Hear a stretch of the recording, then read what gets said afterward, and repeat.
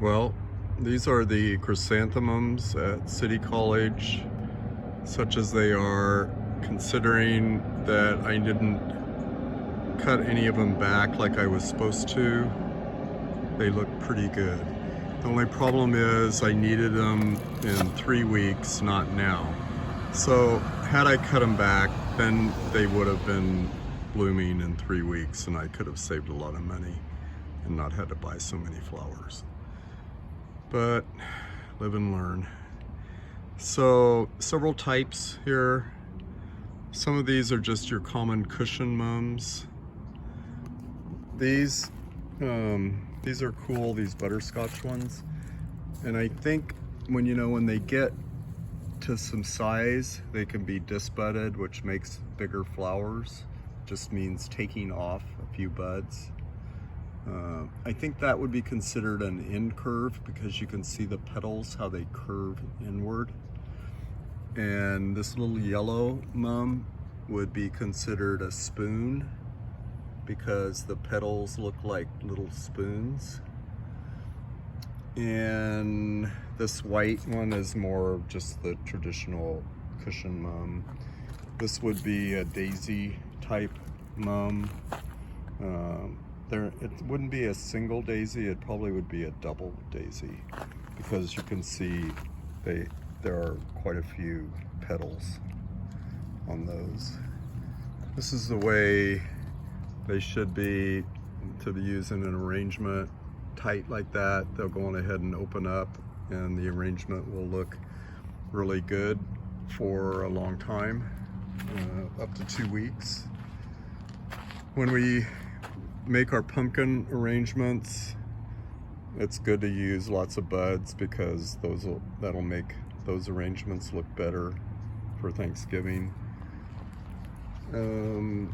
I've got this is one of my favorites, and I can't remember the name of it, but it's got the kind of gold center with the kind of pinkish color on the outside. These are like pompons, and these would be considered pompons too. Those look like marigolds. They could pass for marigolds. They would have been good for Day of the Dead. More pompons, I seem to have a lot of the same things. This little white, it would probably be considered a pompon too. It's got lots of buds. And this has been blooming for 2 weeks. It was blooming 2 weeks ago when I was here. And that probably would be like a small miniature cushion mum. This is called matchsticks because it kind of looks like a matchstick. And it also would be considered a spoon because there are little spoons at the end of it. It's matchstick. So any of these, just really, when you zoom in on them, they look really beautiful.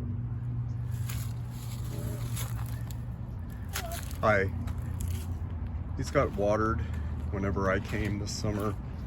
It's a hot spot. These are in full sun. Mums will take full sun. And the reason why they're blooming now in November is because they're known as a short day or a long night plant. So they initiate their bloom when the days are short. So as a commercial florist flower, this is probably a big one because they keep so well. They come in many colors, as you can see. Fall colors usually.